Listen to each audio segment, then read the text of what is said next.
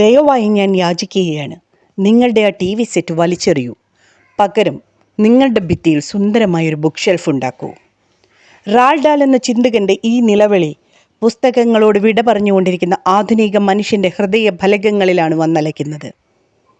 പുസ്തകങ്ങളെ പുത്തൻ ലോകം പൂത്തൊലിയുന്നത് കണ്ട് കണ്ണുമീഴ്ച്ചിരുന്ന ഒരു തലമുറയുണ്ടായിരുന്നു ഇവിടെ, ടി വിയുടെയും ഇൻ്റർനെറ്റിൻ്റെയും ആഗമനത്തിന് മുമ്പ്.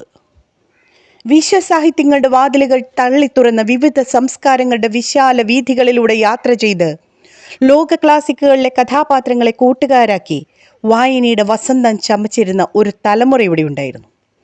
കഴിഞ്ഞ തലമുറ വരെ വിശ്വസാഹിത്യ ഗ്രന്ഥങ്ങൾക്ക് എണ്ണമറ്റ വായനക്കാരുണ്ടായിരുന്നപ്പോൾ കാലത്തെയും രചയിതാവിനെയും അതിജീവിച്ച ഒട്ടേറെ കഥാപാത്രങ്ങൾ വായനക്കാരൻ്റെ വിരുന്നുകാരായിരുന്നു.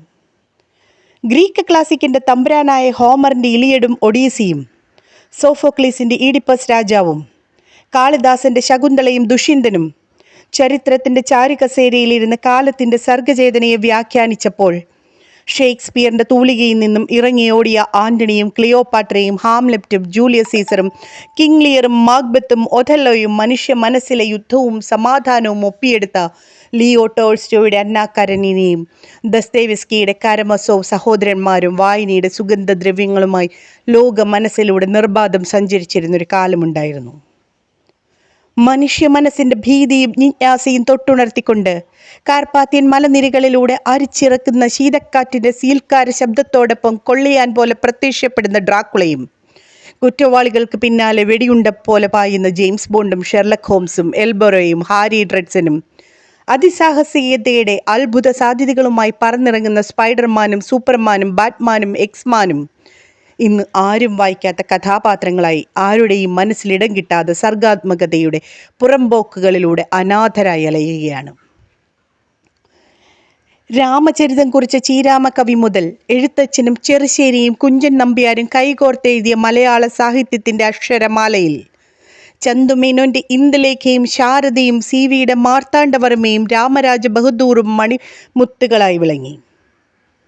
എഴുത്തച്ഛനും ചെറുശ്ശേരിയും കുഞ്ചൻ നമ്പ്യാരും കണ്ണശന്മാരും ആശാനും ഉള്ളൂരും വെള്ളത്തോളും ONVയും ബാലാമണിയമ്മയും സുഗതകുമാരിയമ്മയും എല്ലാം കാവ്യവഴിയിലൂടെ ആനയിക്കപ്പെട്ടപ്പോൾ തകഴിയും ദേവും ബഷീറും പാറപ്പുറത്തും പൊൻകുന്നം വർക്കിയും MTയും പെരുമ്പടവും ശ്രീധരനും മുകുന്ദനും കാക്കനാടനുമൊക്കെ ഗദ്യ സാഹിത്യത്തിൻ്റെ ഗരിമ പകർന്ന സർഗ സൃഷ്ടികൾ സമ്മാനിച്ചു.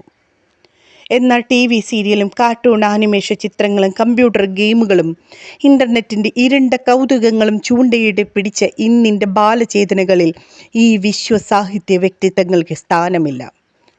ONV ആരാണെന്ന് ചോദിച്ചാൽ സീരിയൽ നടനാണോ എന്ന് തിരിച്ചു ചോദിക്കുന്ന ഇന്നത്തെ വിദ്യാർത്ഥികൾ വായനയുടെ പ്രാധാന്യം ബോധപൂർവം അംഗീകരിക്കുക തന്നെ വേണം.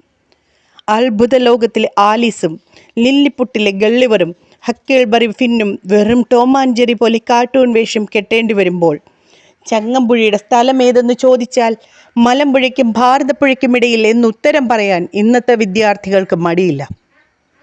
ജീവിതത്തെ മാറ്റിമറിക്കുന്ന ചിന്തകൾ പുസ്തകങ്ങളിലൂടെയാണ് എന്നിലേക്ക് വരുന്നത് എന്ന ബെൽഹുക്കിൻ്റെ വാക്കുകൾ ശ്രദ്ധിക്കുക. ഒരു വിദ്യാർത്ഥിയുടെ ലോകം വിശാലമാക്കാൻ വായനയോളം വരം നിറഞ്ഞ വഴിയില്ല. വായന ഒരു ജന്മവാസനയല്ല. ചിലന്തി വല നെയ്യാനുള്ള കഴിവോടെ ജനിക്കുന്നത് പോലെ, മനുഷ്യ ശിശു സംസാരിക്കാനുള്ള വാസനയോടെ പിറക്കുന്നത് പോലെ വായന ഒരു ജന്മവാസനയല്ല. വായന കാലം പരിശീലിപ്പിക്കുന്ന ശീലമാണ്. ഒരിക്കൽ നീ വായന അഭ്യസിച്ചാൽ നീ എന്നും സ്വാതന്ത്ര്യം നുകരും എന്നാണ് ഫ്രെഡറിക് ഡഗ്ലസ് പറയുന്നത്. അതിനാൽ നമുക്ക് വായന ഒരു വാസനയാക്കാം. നല്ല നല്ല പുസ്തകങ്ങൾ കൊടുക്കുമ്പോൾ വാങ്ങി വായിക്കാം. നീ ഒരു പുസ്തകം സമ്മാനം കൊടുക്കുമ്പോൾ കുറേ കടലാസും നൂലും മഷിയും പശയും അല്ല കൊടുക്കുന്നത്, ഒരു ജീവിതമാണ്. ക്രിസ്റ്റഫർ മോളിയുടെ ഈ വാക്കുകൾ നമുക്ക് മറക്കാതിരിക്കാം. നമുക്ക് നല്ല പുസ്തകങ്ങൾ മാത്രം തിരഞ്ഞെടുത്ത് വായിക്കാം. അധികം വായിച്ച് അല്പം ചിന്തിക്കുന്നതിനേക്കാൾ അല്പം വായിച്ച് അധികം ചിന്തിക്കുന്നതാണ് നല്ലത് എന്ന് ഡെന്നിസ് പേഴ്സൺസും വിചിന്തനമില്ലാത്ത വായന ദഹിക്കാത്ത ഭക്ഷണം പോലെയാണെന്ന് എഡ്വേർഡ് ബ്രൂക്കും പറയുന്നു. ചില പുസ്തകങ്ങൾ രുചിച്ച് നോക്കുക, ചിലത് വിഴുങ്ങുക, മറ്റ് ചില പുസ്തകങ്ങൾ ചവച്ചരച്ച് അലിയിച്ച് ചേർക്കുക എന്ന ഫ്രാൻസിസ് ബേക്കൻ്റെ ദർശനം ശ്രദ്ധേയമാണ്.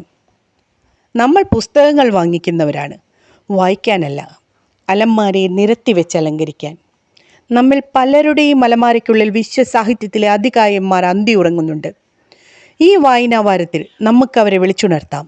അങ്ങനെ ഉത്കൃഷ്ടമായ വായനയിലൂടെ ഉദാത്തമായ ദർശനങ്ങൾ ഏറ്റുവാങ്ങി മനുഷ്യത്വത്തിൻ്റെ പൂർണ്ണതയിലേക്ക് യാത്ര ചെയ്യാം.